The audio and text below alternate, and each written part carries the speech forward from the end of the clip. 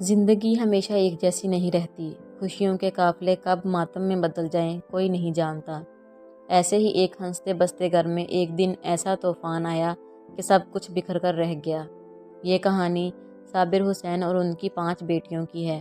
سائرہ، مریم، نایاب، فاطمہ اور زینب ان 5 کے نام تھے۔ وہ ایک متوسط طبقے کا خوشحال خاندان تھا۔ صابر حسین ایک سرکاری ملازم تھے اور ان کی بیوی صبا بیگم ایک نہایت محبت کرنے والی اور سادہ عورت تھی، جن کا جینا مرنا اپنی بیٹیوں کے لیے تھا۔ اگرچہ ان کے ہاں کوئی بیٹا نہ ہوا، لیکن وہ اپنی 5 بیٹیوں کو اپنی دنیا سمجھتے تھے۔ صبا بیگم کہتی تھی، میری بیٹیاں ہی میرے بیٹے ہیں۔ صابر حسین اکثر ان سے مذاق کرتے، بیٹا بھی ہوتا تو کیا کرتا، بیٹیوں نے تو ویسے ہی میرا دل جیت لیا ہے۔ یہ محبت سے بھرا گھر تھا جہاں ہنسی کی گونج ہمیشہ سنائی دیتی تھی، مگر قسمت کو شاید یہ سب منظور نہ تھا۔ زندگی اپنی رفتار سے چل رہی تھی۔ ایک دن صبا بیگم صبح بازار جانے کے لیے نکلی تھیں۔ وہ روز کی طرح سبزی اور راشن لینے گئی تھیں، لیکن جب وہ واپس نہ آئیں تو گھر میں بے چینی پھیل گئی۔ وقت گزرتا گیا اور آخرکار محلے کے ایک شخص نے آ کر خبر دی کہ صبا بیگم کو ایک تیز رفتار گاڑی نے ٹکر مار دی ہے اور وہ ہسپتال میں ہیں۔ یہ خبر بجلی بن کر گری۔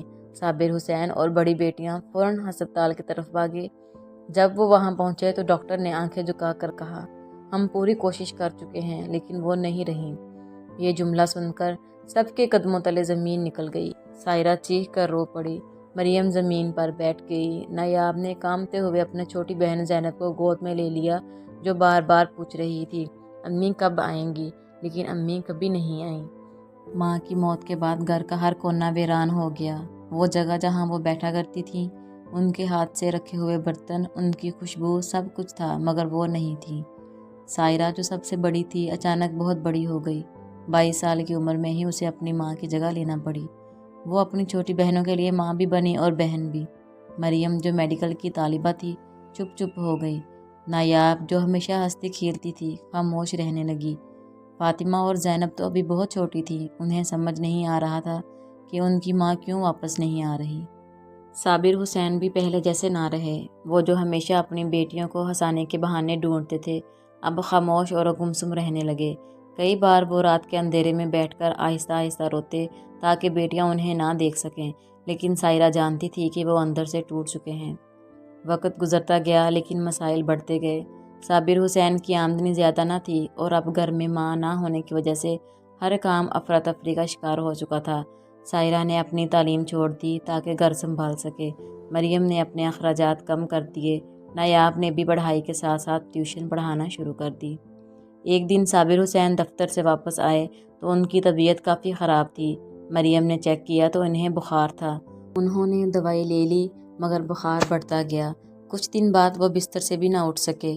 مریم انہیں ہسپتال لے گئی جہاں پتہ چلا کہ ان کے گردے خراب ہو چکے ہیں اور انہیں فوری علاج کی ضرورت ہے۔ یہ خبر سن کر گھر میں قہرام مچ گیا۔ صابر حسین کی بیماری نے ان کی بیٹیوں کو مزید بے بس کر دیا۔ ہسپتال کے بھاری اخراجات، گھر کے مسائل اور ماں کی جدائی کا غم، سب کچھ اکٹھا ہو گیا۔ کچھ مہینے بعد ایک اور طوفان آ گیا۔ صابر حسین کی طبیعت اچانک بہت بگڑ گئی اور وہ ہسپتال میں جان کی بازی ہار گئے۔ یہ لمحہ ان 5 بہنوں کے لیے دنیا کا سب سے بڑا صدمہ تھا۔